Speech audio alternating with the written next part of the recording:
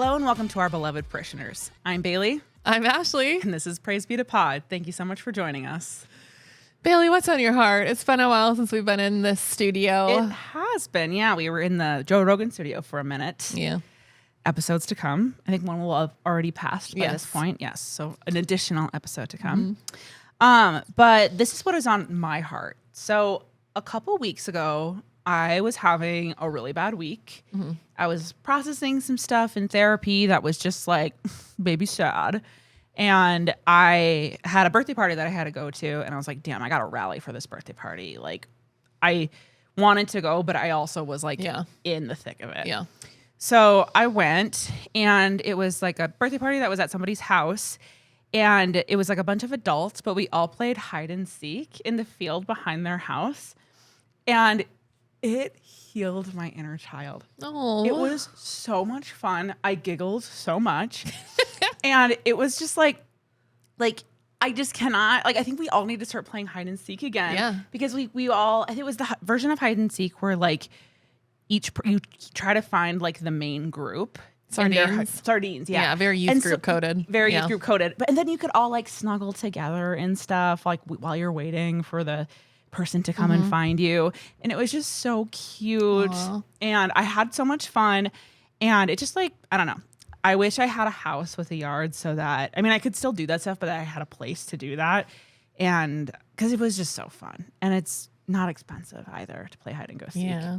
Actually, I think the cops were called later in the night just for fun. Yeah. So like it didn't end up being great, I think, in the end. But I know that the birthday girl is actually a listener. Allie, her name is. Oh, happy birthday. Yes, she's the best. Is she the one that very kindly sent me a job opportunity? That's the cute. one. Thank you. And she's also our first Patreon subscriber. Oh my God, number one Yep, fan. and I'm seeing her on Friday. We're going to hang out. Oh. Yeah, she is the best. But anyway, that is what is on my heart. What about you? Well, first of all, I was going to say, if you ever want to watch two really annoying dogs, you could stay at my house and play hide and seek all you want. Okay, I'll think about it. Anytime we're out of town. I will pray on it. How does that sound? Great. We're currently booked with dog sitters, thankfully. Okay. But if I have a need, I'll ask you. Okay. No, please do. I do need to find a way to reach Coach, your most recent adopted dog. Because he still does not like me very much. He's getting warmer, but we're working through his issues. I'm not used to having dogs not like me. And so they're not supposed to be like that. Well, I mean, he can be however he wants to be, I guess, but it's like strange to me that he hasn't warmed up yet. So I'm like, I think I need to be more intentional. He doesn't even come to the door when we come home. Really? Nope. Doesn't care. Stays on the couch. He's just a couch boy. He's a bitch. That's cute. Ashley, what is on your heart? Okay, so I have been doing some freelance work, and most of what I do freelance is create social media content for small businesses.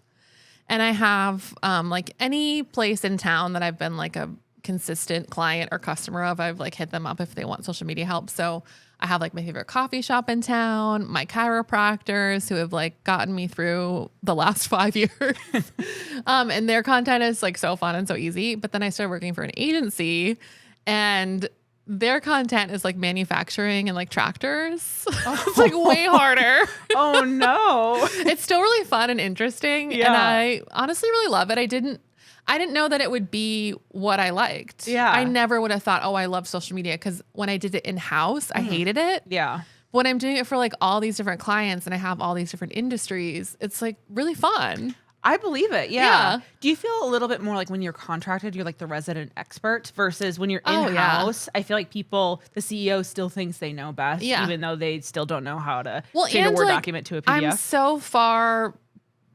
I'm so far apart from the client. So like I do it for an agency, and then the agency presents it to the client, and then the client gives them feedback and then I make changes. So like I don't have to deal with any of the bullshit. Oh, that's really nice, actually. I think I found my calling. Dude, it's great. I'm so happy and I have for my own you. hours, and I do whatever I want. And I also have a therapist and a music therapist. And like, honestly, creating their content is like teaching me. Oh. And I think about it a lot. Yeah. Yeah. What are some little tokens of wisdom that you have most recently gathered from your clients? The best one is the therapist that I work with, she was looking for blog topics. And I was like, something that I'm really working on for myself that I would love to read more about is self-trust, which we talked about a little bit with Jubilee. Yes. And so she wrote a blog on self-trust, and it's so good. She's a really good writer too, which makes it very easy. And then I just make like content based on her blog, basically. And most of it is just like self-trust is just taking the step and like keep going. Yeah. It's like taking out all of the self-doubt and like guessing and like mulling over, am I making the right or wrong decision, which is very me. And instead just like doing it. Yeah. And when I think about like the things that we've done with the podcast, it's like we just do it and we might be like, I don't know, but I don't know why it's different in other parts of my life. Like sometimes I can even be like, what should I eat for dinner? And I'm like, I don't know. Like I'm so stuck in indecision. Yeah. I don't know. So that does surprise me because this podcast is so front facing. So you would think that decision paralysis you'd find it here. So for me, I've struggled with the same thing, but I think with this podcast, it's like, girl, like the lights are on and you're on the stage. Exactly. Like we make it work. Make it work. I remember reading like Shonda Rhimes' biography. She's the writer of like Grey's Anatomy and all these great shows, Scandal.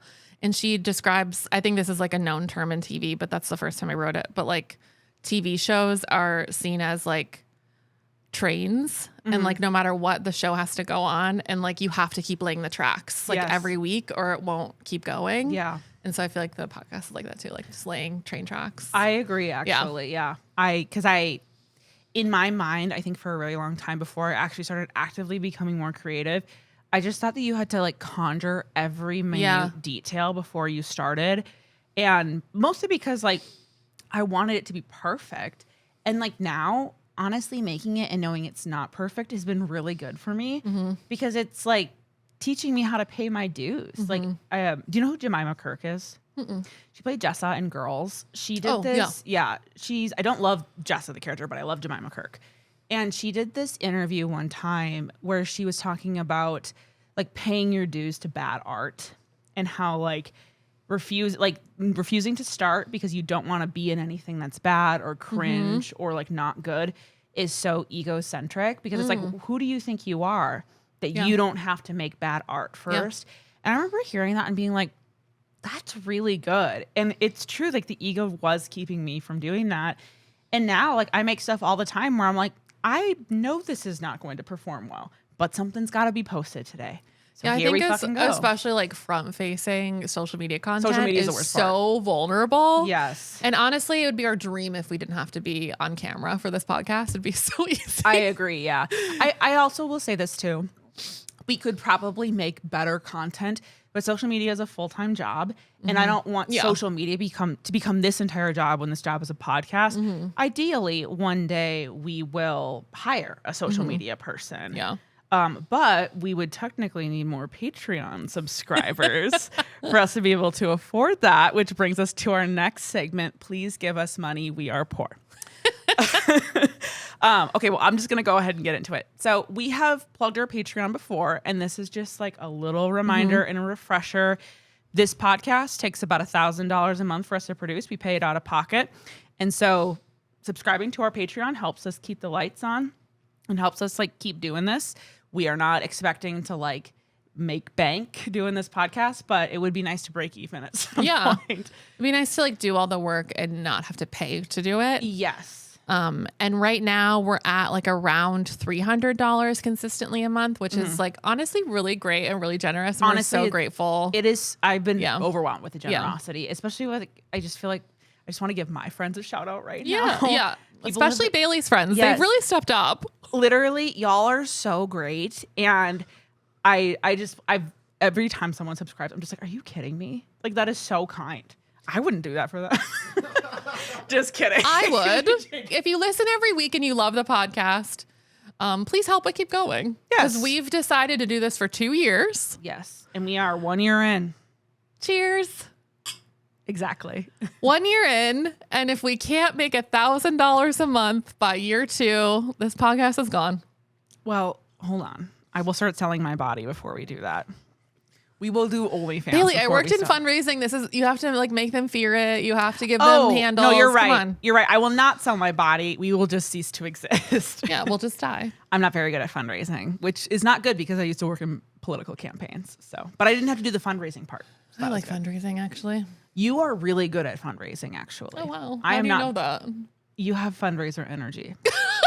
and you also you were a missionary. Yeah, I did. That you have I was to be never good at fully fundraising. funded, but well, you survived. Yeah, I survived. You did. Barely. Okay, so yeah. Enough to deconstruct this podcast.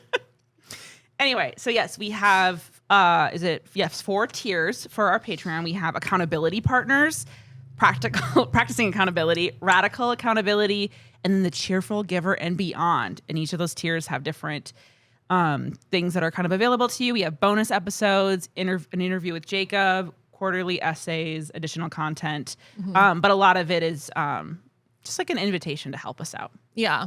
I would say we started out with a lot of content and then we saw the metrics on the content being watched, like our Twilight episode, which is really good. It's really funny. And so I feel like you guys are just there to help us, which is really kind. Yes. And if you want us to do more content on Patreon, let us know, but it doesn't seem very popular. Yeah. And I still owe y'all a quarterly essay, but Yeah. We'll get there. Yeah. Yes, absolutely. So the cheapest tier we have is $7 a month. Yes. So as they say in fundraising, that's a coffee. It is a coffee, yep. Oh, and also this is not an altar call or tithes or offering request. Absolutely this not. is just an invitation, not an obligation. Regardless of whether or not this is something that is of interest to you or that you are able to do, you are still very much so welcome here. Yep. And thank you for supporting us, whether it's monetarily or just with listening. Well, how was that for fundraising? Okay, so today's very special episode is, you guessed it, 1 year of Praise Be to Pod. Yay!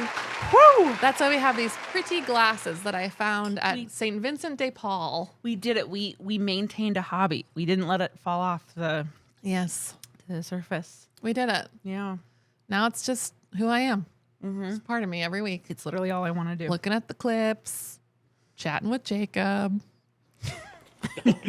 Don't make it sound so bad. It is more than just looking at clips and chatting with Jacob to I clarify. couldn't think of anything else, but I was thinking, I text Jacob. We get emails from Jacob. We rewatch the episode. You create all the visuals for our social media. You create episode outlines. I write a lot of the content as well. Do stuff on social media. I bring the pizzazz. Oh, God, it's been a year. Okay, yes. So Bailee, what do you have in store for us today? Okay, so I'm going to pull a little tarot read for the next year of Praise Be to Pod. And I have already shuffled this, so this is well shuffled. I just kind of have to get into it. So I'm just going to pull one card. And then I think I've said this before. I'm not super good at tarot, so I might have to look up what the meaning of the card is. We'll cut that out, don't worry. Okay. This is video. That's true. I forget I'm not in a live performance right now. Okay. Ashley, will you pick the card from the top and show it to me? It's from the top. Yeah. Can I look at it or do you have to look at it first? It doesn't matter. The Page of Cups. Okay, so I love the Page of Cups. The Page of Cups is a tarot card that represents childlike wonder, creativity, emotional exploration, and it signifies a new start. Shut up. Yep. It also signifies a new romantic interest and crushes. Oh my God. So ooh la la. Sorry, Danny. Right. You can get another husband. I think I'm good. You're good. Honestly, for the first time in my life. Yeah. Dude, there you go. I could get another situation. we all know how much Bailee, we love those. We can have hope. We can have hope for men today. We can, yes. It's more so, do I have hope for me? So that's really cute, actually. So it's about embracing your intuition and playfulness. It's childlike wonder moving into something, which I actually really like because there is a lot of, deconstruction is really hard, but there's a lot of childlike wonder to it because I don't know about y'all, but when I deconstructed hell and heaven and the afterlife, it made me feel like this life was so precious. And it made me want to take advantage of everything this life has to offer. And to be honest with you, by doing that, I've gotten more excited about simple things like nature and hanging out with friends and playing hide and seek. So I don't know. I could actually see this being really great. I would love, I mean, I'm already having so much fun on this podcast. I would love for it to be even more fun. Yeah. And when I think of like childlike wonder, I feel like that was taken from you because of religion. Yeah, it was. So maybe you will get it back this year. Yeah. And I do have a lot of childlike wonder. Yeah, I feel like for I'm sure. pretty playful. Yeah. Anyway, yeah. Okay, I feel good about that. Remember our first reading was The Tower? Yeah. Yikes. But okay, actually, now that I think about it, so The Tower is like total collapse that like then leads to a rebuild. And that's what deconstruction is. It's complete collapse of like an ideology, a paradigm, and a framework. And then for the next year to be followed with childlike wonder and imagination, that's actually kind of fucking gorgeous. Aw. Oh. Oh. Oh no, I'm gonna cry.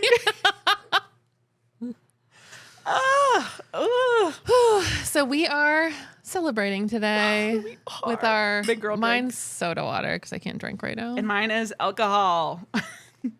Don't worry, I'm not pregnant. It's just autoimmune flare up, which I have no idea what disease I have. I'm not pregnant either, obviously. But if one of you lucky gentlemen wants the opportunity, I'm sorry. Cut it out. Leave it in. Okay. When we go back to a year ago before we started this podcast, where were you, Bailee? Okay. So before we started the podcast, I had just been rejected from 3 jobs and I got a potential layoff notice from the job I was in. And then I got like, I mean, this is like not a big deal. I got like ghosted by somebody that I was supposed to go on a date with or whatever. So like not a big deal, but it all happened in the same day. Oh, God. Yeah. So it was just like, whoa, cute. And I just remember like mostly when I got the layoff notice, because a lot of it happened within the hour. It was just like I got the 3 job rejections. And one of them was like a job that I had like interviewed with like 3 times. Ugh. And the other one was one that sent Brutal. me an invite to interview and then rescinded it because it was sent in error. I know. Isn't that tacky? You should automatically get the job then. I think so. At least compensation. I agree. And then I got the notice that so I work for the government, so because of Trump, cutting federal Ruining funding everyone's to like lives. human services and like public health work. So I got the notice that I might be getting laid off. And so it was just a lot. So I literally just like I laid on the floor. Then my cats came and laid on me, which they always do when I'm in distress. And I was just like, God, I need something to work out. And then you and I had a meeting that day. And then all of a sudden we got the idea to do the podcast. And then you were just like, you should just come over tonight. We can talk about it. So we did. And like, we like teared up talking about it. And it felt like so right. And it made me feel like in that moment, I was like, I think that I don't know right now if this is going to happen, but I literally thought this in my mind. A year from now, I'm going to see how all of this rejection was supposed to happen. And I do see it now. And that is so like, I'm so happy I didn't get those jobs, which is crazy because I really wanted them. What about you? Where are you? A year ago, I just gotten married. Ooh la la. I was in a job I hated. Yep. And I felt like I think I had tried to paint for a while and nothing was clicking. Like I really couldn't find my voice and I couldn't find my aesthetic and I just felt really stuck. And I kept thinking like, this just isn't it. Like I want to use more of my brain than just like art. Like I want to do something creative, but it wasn't like art wasn't enough. Yeah. And I'd been trying to find someone to do a podcast with for a while. I don't know why I didn't ask you. Like I had asked Skip many times and she just like didn't want to do public content. Yeah. And I don't blame her. And I think in the end, like she said this to me several times, like you guys are such a better fit because of like the way you grew up and how you're different. And like, Yeah. I think so too. Like I think this was what was supposed to happen. Yeah. And I think that so if I'm remembering correctly, you had just had some like issues like job rejections too. And I remember I think that there were a few. And then you were, I know, experiencing a lot of creative frustration. I do remember that part. Yeah. And it's interesting to me that you never thought of me for a podcast, and I hadn't thought of you either, Yeah. but I had thought of other people. So I had been talking about it with other people that like were interested, but then had to reschedule like a meeting, and it just like never worked out. And it's crazy that like, I think you and I both had to be like desperate enough. Desperate. Because if you'll do anything else, you're going to do it because it's an act of faith. I remember we were like on a call. Like I remember where I was in my office. Yeah. And we must have been talking about something like business related because we've done like some work together. And I was like, I'm just so frustrated. And what I want is to like have my own business, but I hate everything. And you had said like, I don't think I'd want my own media business, but maybe a podcast or something. And I was like, Bailee, why didn't we ever think of this before? Like I've been trying to do an evangelical podcast since Dirty Rotten Church Kids. I had been trying to. And did. Yes. And I was trying to pitch an evangelical podcast to somebody else who just wasn't. They had just ended their own podcast. I just think that they just didn't have the motivation to or whatever it was. And I remember like, I'm not trying to make like it's spiritual, but it reminded me of how it feels like when you're like the Holy Spirit falls, where all of a sudden you're just like, wait, what? And I felt this warmth in my body. And that is what it feels like to know you're doing the right thing. I have never doubted that this podcast wasn't exactly where I needed to be. Yeah. Which is so fun and cool. Sparkles sound effects. Throw some sparkles on us, Jacob. I love it. Anyway. And here we are with almost 2,000 followers on Instagram and hundreds of weekly listeners. I think that's awesome. Yeah. It's great. For the literal most niche topic you could have picked for a podcast, I think you're doing pretty damn good. I think so too. There's so many people out there who are evangelical. Oh, yeah. But I'm saying for like to do a podcast, especially in this day and age where that kind of content is being censored, like, and to just keep going at it, like, no matter what, is pretty freaking awesome. We Jacob, do thank see you. We do get censored a lot. Yeah, we do see a big drop off if we have anything political on our Instagram. I agree. I've also noticed it in my actual professional work, like in my job, I do like communications, and anything that involves words like equity or anything related to like women's healthcare is just like so flagged. So I feel always weird complaining about it because it's like, oh, also like some of the engagement, it might just be that we need to like try harder or like do more or whatever it is. But also like I know that there is censoring that's like real, and we are up against a pretty terrible administration. So like I think it is courageous. Yeah. Okay. So I would love to hear, Ashley, what are some things you have learned since we started Praise Be to Pod? Oh, I see you've added to the outline and I have not. Oh, I didn't know if you were going to. I put your name on there just like in case, but. What have I learned since doing the podcast? Yeah. That it's a lot of work and it's hard, but it's like not impossible. It's not as hard as I thought it would be, honestly. No, really? And I think I've learned just in general, like being an adult and being in the real world, like no one knows what they're doing ever. And if you just try, you'll learn enough to do it. Yeah. Like I've learned that in any job I've ever been in. It's like, true. Like you have to actually do stuff to even learn how to do it. No one knows what they're doing. Like you assume everyone's some expert. And I remember one of my friends from college is like really high up in Meta. And she was like, no one knows what they're doing here either. We're all guessing. I actually believe that because I have some beef with the Meta staff because I have been waiting for a response to like 30 emails from y'all. I can tell y'all don't know what you're doing. Yeah. But it was like, oh, okay. Yeah. Like we're all just guessing. We are. Yeah. What about like the creative process? What are some things you've learned with that? I think having the podcast as the train every week forces us to put stuff out, like we were saying before, even if we don't love it. It's just like we're going to throw it out there and it might be a dud. That's fine. We'll keep going. There'll be a new episode next week. Yeah.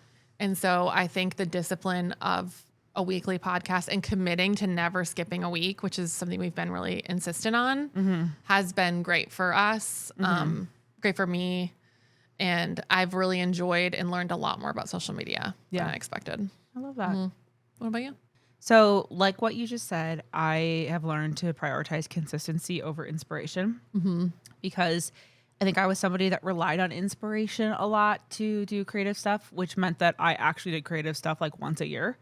And so, not very sustainable. And so making myself work and create when I don't feel motivated and I'd rather do something else has been actually where a lot of the biggest breakthroughs come through. Whereas there was a really long period of time, my biggest breakthroughs came when I was high. Or when I, would wake up from a dream in the middle of the night at like 3 a.m., but that's not very sustainable. Things you can't control, yeah. Yeah, and that's like fun, don't get me wrong. I love getting a download out of nowhere from the heavens. But if you're going to sustain a podcast, unless you like really want to get into like substances or you are just regularly receiving like prophetic dreams in the night, you're just not going to get anywhere. And so being able to do that is a really big part of, I think, is probably the thing I've learned to value the most in that. Another one too is that I've learned is prioritizing my time to create this podcast. Because there was a period of time where I felt like I was celebrating a lot of the milestones my friends were going through because they were getting married and having babies and doing all that stuff. And it feels really good to have a baby that I prioritize and that people get excited about. Yeah. And I just, even if, a year from now we decide to part ways and not do this anymore, I think I will always have a creative interest for this because it has given me so much meaning in life that. And we have no plans to end. Just so you guys know. To clarify, it's just more that Ashley and I committed 2 years to each other. Yeah. And so if something comes up, I mean, anything can happen in a year. And we're going to it was more just that we would graciously let the other person go. And then when that comes again, we'll reevaluate and stuff. Jacob, will you be the godfather to our baby, the podcast? I feel like I already am. Daddy Me too, but we've I'm never... Uncle Jacob. Are you kidding Uncle me? Jacob. Godfather. We've never formally asked you, so I thought we should call you Uncle Jacob from now on. I like that. That's cute. Are you an uncle? No. Okay. I didn't know how uncle energy. You not sure how to take you that. seem like the uncle of a niece. Yeah. Wouldn't you agree? Okay. Girl dad. Yep. I can see that. Girl uncle. It is the highest compliment. Thank you. Yes, you got it. Okay, here's some other things I've learned. So another thing that I really like, and I kind of talked about this, is actually doing the work instead of just existing in your fantasies of creativity makes you vulnerable to showcasing your real shortcomings and the ways that you're not very good at stuff. And that has been really scary. And there's some people in my life that I have had falling outs with, or like, how like there's some people where you just have a chip on your shoulder about them. Where you're like, I want to like prove to them that I'm good without them and blah, blah, blah. Knowing that, this reel that I post, they might see it and they might see it has 5 likes. And I'm just going to sit with that. Yeah. And I'm just going to allow them to see me flop. And that has been so good for me, even though it was really uncomfortable for a little bit. It's been really good to be like, yeah, for one thing, those people aren't thinking about me. And even if they are, so we think about each other sometimes. I think negative thoughts about them too. When I was like pretty damaged in my eating disorder, there's some really negative forums you can get on that are called like Thinspo, and it's like really, really problematic. I've seen like Thinspiration. Eating disorder stuff. Yeah. And one of the things that is actually a positive thing that I saw all the time was like, even if you run one lap, like you're running a lap around whoever's on the couch. Yeah. Which like is problematic in itself, but applied to this. Yeah. But applied to this, it's like, even if we get no likes, we posted something. Yeah. Like when you're putting yourself out there, you are being vulnerable and you're trying, and that's the only thing you can do. Yeah. Yeah. Well, and also there are people out there that I don't care for, who I've had beef with, who are also creating content and they're doing better than me. And I just have to sit and like, that's just how it is. Yeah. Like I don't even have the whole like, I'm outperforming this person. I'm actually not. Yeah. And that's just okay. Because at the end of the day, we're all going to die and not even go to heaven. So anyway, that's all I have to say about that. Okay. I have another question. Wait, I have more I've learned since you were saying stuff. Oh, okay. Go for it. I've learned a lot of the stuff that I researched. So literally I've learned a lot about theology, and I was always like very jealous that I couldn't go to Bethel Bible School and like learn actual theology. The Twin Cities, not in Reading. Yeah. Not supernatural school, not Bible Bethel school. Hogwarts. Yeah. And I've learned so much about the problems of theology and training like that. Yeah. So I feel like I've taught myself in a much more erratic and different way, but like I've seen a lot more of the underpinnings of where those curriculums go. And I've learned a lot, and I feel like I've learned a lot from you too. Like you have a perspective about religion and deconstruction and culture and its intersections that is very intelligent and like, thank you. That's really nice. Really interesting. And I don't think enough people are talking about it. So I feel like I lean a lot on you to bring like the hot takes or like the really interesting content that we pull from the podcast. I really feel like you shine there. Oh, thank you. And I'm much more comfortable like designing something, researching and designing. Well, thank you. Yeah.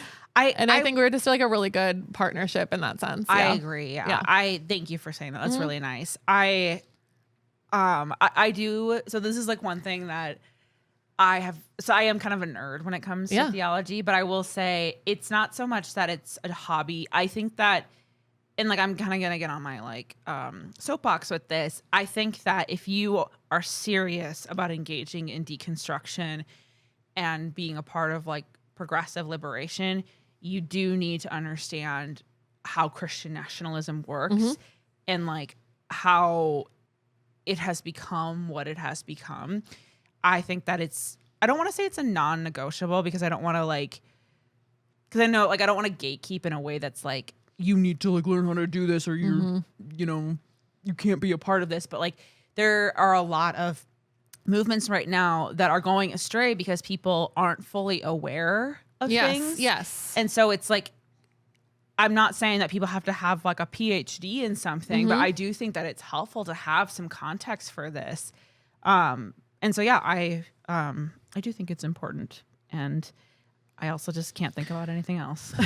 Yeah. And I've learned how incredibly informal it is to connect with other podcasters in this space. They're so great. So, you know, we asked Bailee to come on. I DM'd her. She said yes. We asked Holy Ghosting to come on. I DM'd them. And they Joanna came on. Whaley asked us Joanna to come Whaley on. just messaged us. Yes. So it's like, it seems so ethereal and like it's supposed to be some special circumstance to like, collab, and it's really not. Yeah. I have a question. Yeah. Do you have a favorite episode? I think the ones we did on Hell and the Devil were the most eye-opening. Okay. And they're probably my favorite episodes we did. I loved the graphics. I loved the vibe. Like So good. I loved doing the timelines. It was just, I learned so much, and I think that we did a really good job. Yeah. And they were I'm really funny proud of and those. interesting. Yeah. So I think if anyone's new to deconstruction, those are probably like some of the best episodes because they really did piss me off when I learned how much we believe that isn't even from the Bible. Yeah, seriously. And I feel like I think about that a lot. Especially when you think about how like just torturous believing in hell is. Yeah. Out of everything. It's Pastor Josh. Pastor Josh, yes. Out of everything, that's the thing that is barely even in the Bible, yet it had such I'm going to use the word foothold. It had such a foothold in my life. Foothold a stronghold. A stronghold. Yes. Both. Well, yeah. good. What about you? Do you have any other ones you want to bring back? So my favorite episodes are the Joanna Whaley episodes.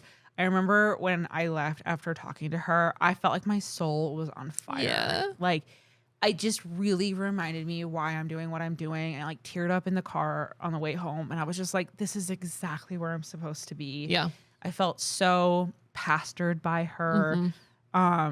Yeah, I just loved those. And then I loved Myth of a Christian Nation. Yeah. Yeah, those two are my favorites. But yeah. Well, okay. So I have another question. What are some of the stages of deconstruction that you think you've gone through during this podcast? Have you like deconstructed anything further? yeah, so many. Or had you completely arrived by the time you started? No, I was on Jubilee's podcast today. Like I did the interview. It will be out in a few weeks. Probably around the same time as this one. And she asked me, like, when did you start deconstructing and blah, blah. I started deconstructing in like 2021, 2020. So it's very recent for me, 4 or 5 years. And I did it all alone. So I rarely talked to anyone about it. I did a lot of reading and podcast listening. Mm-hmm. That's kind of like, it was just my own journey, which is really nice because church is so much more like hive minded. And then I think like you were a voice in my world too, for sure. Like as a friend. And I've continually seen how big it goes. And like, if you've ever listened to My Favorite Murder, it's one of my favorite podcasts. They always say it goes all the way to the top. Like whenever some like crime is, it like, does. Yeah. It goes all the way to the top, like over and over and over and over and over again. Yeah. Everything is political. Yeah. Yes. And everything's a patriarchy and all this like all this stuff that like, yes. I really didn't want to believe was true. It continues to be more and more true. Yeah. And more why I fell so hard and why kids in the 90s and 2000s fell so hard for Christianity. It was like planted.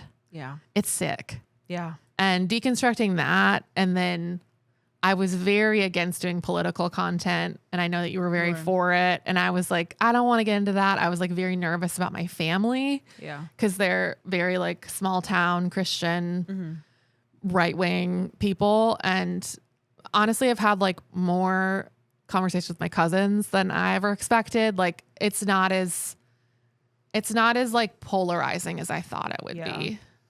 Yeah. It's also like when you're talking about deconstructing Christianity, you do it a disservice by not bringing in politics. Like I'm a political person, so I will say I view things through a lens. And also it's one of those things where like once you see it, you can't unsee it. And one thing I've noticed a lot with, I think, conspiracy theory culture is that I think that people are recognizing that there's patterns in systems at play and they don't entirely know what's going on. And a lot of them come down to patriarchy, white supremacy, ableism, homophobia, all of that stuff is rooted like it. That's why it feels like something is pulling the strings, is because something is. Right. And I think like learning about it is like a great way to even like assist your deconstruction journey. I think that some of the things that I have deconstructed since we've started this podcast is letting go of uncertainty, and which is a very like evangelical thing. And a lot of that is having to create content on stuff that I know is wildly controversial and knowing that it's going to get pushback from either direction, and just having to the best of my ability, articulate what I believe in while knowing that there is going to be pushback. And there's also going to be a lot of helpful pushback that's going to help me grow. And knowing that like I don't actually, because I'm no longer motivated to evangelize to people and keep people from going to hell, I don't feel like I have to have this perfectly packaged like PR statement every time I talk to somebody. Yes, you've gotten so much better. And it was debilitating for a while. It was really frustrating in the beginning because you wanted everything to be so perfect and so scripted. Yeah. And I was like, you are so good and smart without preparing it. Like I know. It's because I also worked in political comms during a very contentious time of like Minnesota history. Yeah. So I had a lot of bad experiences. Yeah, so, trauma, PTSD. For real. And also just growing up this way and knowing like one wrong word, trying like with all my might to come up with the right way to articulate someone so that they would finally convert to Christianity and they wouldn't go to hell as a young kid, which is so crippling. And now I look back and I'm like, that wasn't really my responsibility anyway. And obviously, I think if you have a podcast, you do owe it to your audience to be as accurate as possible and to do your research. And also, I'm just going to be wrong a lot of the time. Yeah. And that's okay. And I'm going to do my best to like improve. And so that was a really big thing. Another thing I've deconstructed a lot is the idea of marriage. Yeah. Or just even the, I guess, glorification of the nuclear family in general is just something that I've really worked through, especially just learning a lot about a lot of the campaigns to secure voting blocks and get people really excited about like family issues and politics, or even just the, marriage stuff is very interesting to me because, it's very glorified in Christianity and in the country in general. And there's so much allegiance that you have to have with your partner. And I was even deconstructing recently the idea of like inheritance and generational wealth being passed down in families. And it was a podcast where they were talking about how that's kind of fucked up because it's just like that is a way that people hoard wealth. is by like passing it down to their kids, but that feels totally righteous. So we're totally okay with like millionaires passing down their inheritance to children, but we won't give out like food stamps to people. Like, it's just very strange. Like, because people talk about how like, no, it has to be merit based. Kids who are like Nepo babies are not merit based. But apparently that's okay. Anyway, so I've just deconstructed a lot of the, I don't know, morality around family that I think is described. And then another thing I think I've deconstructed a lot is performative morality and feeling that if I behave a certain way, I'm owed certain things from the universe or from God.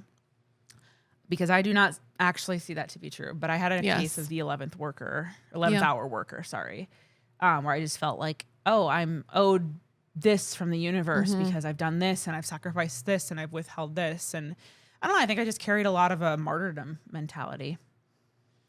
Yeah, I think seeing you have the light bulb of like, just because someone's married doesn't mean they're happy was like really, I was so happy to see that go off in someone who didn't have to go through a bad marriage first. Yeah. Like when I was in my first marriage and I was so miserable and I talked to any of my friends, they were equally miserable. I know. Like I only had one friend who I thought had a good relationship. And I will like clarify something too. It's not even so much that I was like, oh, if you get married, then you're happy. Like everyone is married. It's more like I knew that. It's more actually that I realized that if you're married, you're probably not happy. Exactly. That's actually kind of what really switched. It's actually, and it's possible, but it's rare. And that sounds like doom and gloom, but I've had enough experiences now where it's helped me deconstruct. Like actually, if I find someone and we go the long haul and it's a good marriage, that will actually be very rare. And maybe that is in store for me. And that's really awesome if it is. But if it is, like that is like an anomaly. Yeah. And that has really helped too. Just be like, whatever happens, happens. And I think like growing up in evangelical Christianity, obviously marriage is like such an idol and it's kind of seen as the solution to all of your problems and like the next step and adulthood. Like we've talked about all these things, but I don't think it's ever seen as like imprisonment. No, not really. That's the first thing that came to mind. But like, it's never seen as a risk. Yeah. You know, like it's never seen as you might get married and it might not work and that's okay. Or like you might get married and your husband might abuse your dog in front of you, which is what happened to me. Yeah. Or you might get married and your husband might strangle you, which is what happened to Jubilee. Like there's just so many stories of horrifying things that are still happening today. Like I really thought until this is like such an off the cuff topic, but I really thought like in today's world, not that many women are still suffering from domestic abuse. That's like, maybe that's hitting like lower income women or women who like don't have a voice or they aren't educated or like, you know, they're disserviced. So they don't know their power, you know, like that's kind of like the horrible stereotypes I had in my head. Right. Or even just like to like the low income thing. It's more just that like when you are lower income, you have less financial autonomy. So you can't get out of bad like situations as feel easily. More afraid or like you feel more stuck or there's just like so many things that can affect you.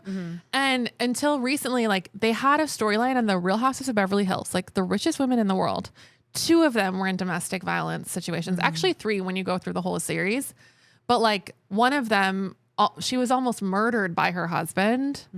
Like it's just so much more common than I knew. Yeah. And I think it's still as common as it ever was. Like I was just very, very misinformed and had a lot of stereotypes in my head that I had to like deconstruct. Deconstruct. Yeah. Like this is still a really big problem. Yeah. And like the shame is still a really big problem. And you know, like the secrecy and like all that stuff is still huge. This is so off topic. But no, it's something that I genuinely have deconstructed. And a lot of the things too, you probably maybe have noticed a shift in me. I don't blame myself like I used to if something doesn't go right with a guy. Yeah.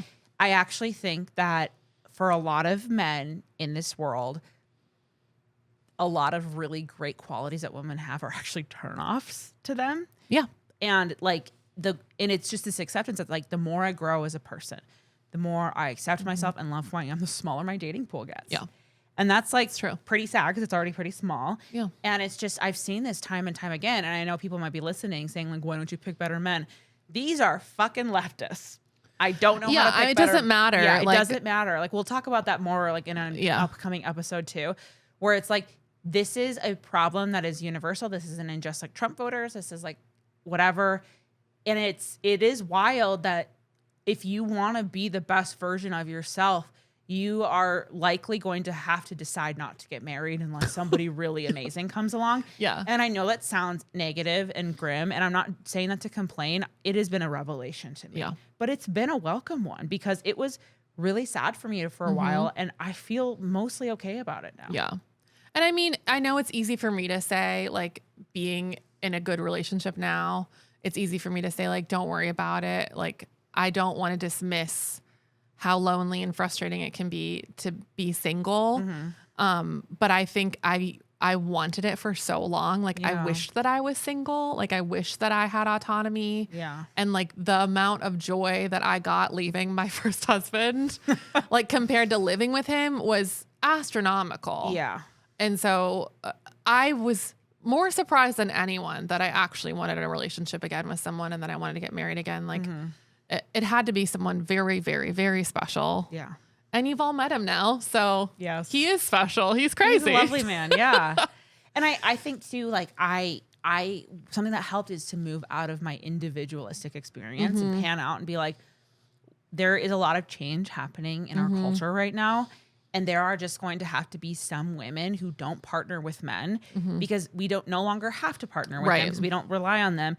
But because of that, there is this kind of social collapse where men are now having to bring forth like the emotional labor and the respect that they felt entitled to for a while. They have to start returning it because they no longer can just like buy a bride and then get her to shut up.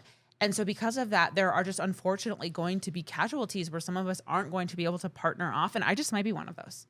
And that's sad to think about, but I accept that being a possibility because I know that this is bigger than myself. This is bigger than my own happiness. There is something collective happening right now. And I can either accept the terms of it and step forward into like the moment of history that I'm in right now, or I can whine about it and be individualistic and say, woe is me. But this is the time I'm in. There was a time where like women couldn't own property and it was legally okay to rape your wife. And I just so happen to be in the generation of women who might not get married. And that's literally exactly what so many women wanted. Yeah. And I just might be one of those. Yeah. And like, there is just no guarantee it's going to happen. Yeah. And that is just going to have to be okay. And it is okay. Because Christ is on the throne. Oh my God. You just love doing that. And I think like, I talked about this a little bit with Bailee today. So it's like in my head, I went through like basically my whole marriage because we talked a lot about the parallels between mine and hers. And my ex saw me as competition, not a partner. Yeah. I feel like that happens a lot with quote unquote liberal men or woke men is they think they're so woke. They think they want a woman to like make more money than them until it comes down to it. And then they're like, oh shit, I'm too insecure for this. Right. Because you get a lot of social currency from saying like, I love a strong, independent woman. Or like saying things that make you sound woke. And then when it comes down to it, you have to experience the fact that you have not personally deconstructed patriarchy or purity culture or anything. And when you're sitting in that aftermath, it's like, oh, fuck. Like, I actually do think I'm better than women. Yeah. And it's evident because there is a woman in front of me right now that is like surpassing me in all areas. Yeah. And like when my ex couldn't control me, he instead like tried to control our dog. Like, it's just... I hate that. It's so sick. And like, I love that you get to choose to not be in that situation and to find someone who's so great that that's the situation you want to be in and you don't need them. Like that's the best place to be. It is. And it's also, I also want to say this too, even that doesn't have guarantees. I could find someone who seems really great for a year and then I too might have to get a divorce. I'm not like, nobody is omitted from this experience just because they've waited a certain amount of time. Like I could have 2 marriages ahead of me for 100%. All I know, or 3. And it's all okay. Yes. Like you can just get divorced. And I'll make sure you have a prenup. Yeah. And I will also walk through that divorce with you if you have one, because I've been through it. Thank you. And it genuinely might happen. And it's going to be okay if it does. Yes, like, I love that. There's no reward that is waiting for me because I waited, you know, like And I think I am obsessed with that idea where it's like, oh, if I put in my due diligence now and I become independent and I so start a podcast and I do all these things, then finally God's going to reward me with this great person. That literally might not even happen. I could end up with the worst of the fucking worst, and I will still be worthy of love, and I will still be a person. And somebody might, you know, meet their high school sweetheart having put no personal work into themselves and get married and go the long haul because it is not merit-based. Yeah. And I remember like when I was a missionary abroad, I remember kind of deconstructing the idea. Of because I do things right in Christianity does not equal me getting any blessing. Yes. And that is something that's like in the underpinnings of all Christianity and isn't true. Yes. That is nowhere in the Bible. It is nowhere theologically. Yeah. It's only in the prosperity gospel. Yeah. Which is like just a way to get money out of people. Yeah. So in fact, in the Bible, it's actually the opposite. The opposite, yeah. Because things are collective experiences. Yes. So one person, you could be a Moses who's like, stop worshiping a golden calf, and you will still not be able to move into the promised land because nobody else did. And that's why deconstruction is a collective experience. We can do it. Yes, we can do it individually, and that's awesome. But you will find, if you're deconstructing right now, that when you get to the other side of it, aside from like the internal piece, there are still so many hurting people around you that still have not deconstructed a lot of these things. And that's why we all need to do it, because like none of us are free until all of us are free. Amen. Okay. I have one more question as we close our reflections of the anniversary episode. If you could pick one dream guest on this podcast, who would it be? One dream guest on the podcast. It'd probably be one of the Mormon wives. Really? Yeah. Which one? I think Jessie is really interesting because she's no longer Mormon. And she's gone through 2 divorces and she owns a big business. And she's like, I'm sure she's experienced a lot of what we're saying about men who say that they're happy with a strong woman, but they're not. Yeah. And she left the church and she has all that baggage. So I think she would be my dream. Yeah. She'd be so guest. good. I mean, Taylor Frankie Paul would be good, but you never know what you're going to get with her. So I think I've seen enough of her personally. Like, and not, I don't even mean that in a negative way. It's just, there's just so many other She's going women. through too much. Yeah. There's just more stories that the other women have, and we don't hear them as much. And I agree. I would like either to hear her or them more. Michaela, because I would really like to know how Michaela feels about getting married so young. And yeah. Or of course, Whitney, our favorite. I do like Whitney. You knew before me. Yeah. I knew that. I want to give you the credit. I want to give you the credit. Thank you. There was something special about her. Yeah, there is. Yeah. I love a try hard. No, I really do. I love a woman who tries hard. I love it. Yeah. And I love it when she gets paid off. the fruit of her labor in the end of it. What about you? My dream mom. guest. Oh my God. Yeah, I would love well, I don't mean that in like a fight way. The dream of my life would be that we can reconcile and that we could come on the podcast and talk about our journey together. Wow. That would be the joy of my life. You know what? I'd also love to have your sister. I would love to have next her time she's in town. I know. I don't, I've thought about that too. But to the mom thing, I'm not interested in like a gotcha thing, but I will also say like my mom, I don't think she listens to the podcast, but I think that she knows it exists. You are welcome anytime. And I mean that sincerely. Like if you are hearing this and you're like, I don't feel like I'm being properly reflected in these stories, I don't think I would want to hear somebody not accurately tell a story. If you're not feeling like I'm doing you justice, I would love to have you on and you can tell your side of the story. I love it. And I don't mean that in like a combative way. Like I wouldn't invite every conservative evangelical on this podcast, but the person who gave birth to me will always be welcome on here if she ever would like to join. Amazing. My mom would have a lot of things to say about how annoying I was as a super evangelical to her normal Lutheran Christianity. Yeah. My mom is actually a fantastic storyteller. Oh, I'm sure. And she's been a pastor forever. Yeah. And she's a beautiful person and she has so much wisdom. I actually think she would be a really enjoyable guest. Interesting. I just don't think she would want to, but like if she ever changes her mind, like I think she'd be a great guest to have. Amazing. And I'd love to hear her side of the story. Tell her to shine her light. Shine your light, mama. Pastor Payne. Jacob, anything to say about 1 year of being Praise Be to Pod's godfather? He just rolled his eyes. Rude. No, because sorry, we'll cut this out, but I was just in the middle of getting pizza's order for tomorrow night. Oh. So that really just caught me off guard. No, that's okay. That's okay. We can keep that in. I think that's funny. Just kidding. Tomorrow night is Jacob's big premiere of his short film. I'm so excited. Locally. And also my birthday, so he's doing it for me. And it's my nephew's birthday. Yeah. It's a popular birthday. Really? Mm-hmm. May 21st? Yeah. I have like 5 friends with the same birthday. Man. And we were all roommates at one point in my life. When is the conception time for that then? Is that just is that like December? You know, like summer loving. Oh, it's summer. No. Yeah, 9 months. Oh, yeah. Mm-hmm. So that's what it is. That makes sense. Like August. Oh, you know? okay. Oh, goodbye. Why did I think December? Why did I think that pregnancy was like I don't know. 5 months? Anyways, no, I mean, as I think I've said before, like this was so unexpected and kind of out of nowhere that the fact that it's lasted this long and like we're at the point that like you guys are coming to the screening tomorrow and everything. Like that's super awesome. I've learned a heck of a lot on here as well, and definitely wasn't. That sounds a little mean. Definitely wasn't expecting to. But I'm sure you have a lot of people come in. They're like, "Oh, we have a podcast. We're going to film every week," and then they don't. Yeah. No, they come in like once or twice, and then it's like, okay, they kind of give up. But just the drive that you two have, and like the ambition, is pretty inspiring because. Just as a fellow artiste. Yeah, like, you're very ambitious as well. Thank you. You are. Especially for a Zoomer. Yeah. You guys mentioned my 2 favorite episodes already, but the 2 we filmed last week, I think, are up there for me. Okay. They were both really Really? good. Yeah, with Danny and Becca. Yeah. Amazing. Those were really fun. I love our people. All right. Do you want to take us out in the outro? All right. Blessed are the listeners, for they shall inherit another year of Praise Be to Pod. Yay. You can find us on praisebetopod.com on the web and Praise Be to Pod on Instagram, TikTok, Threads, YouTube, and Patreon. It is finished. Bye. Bye-bye.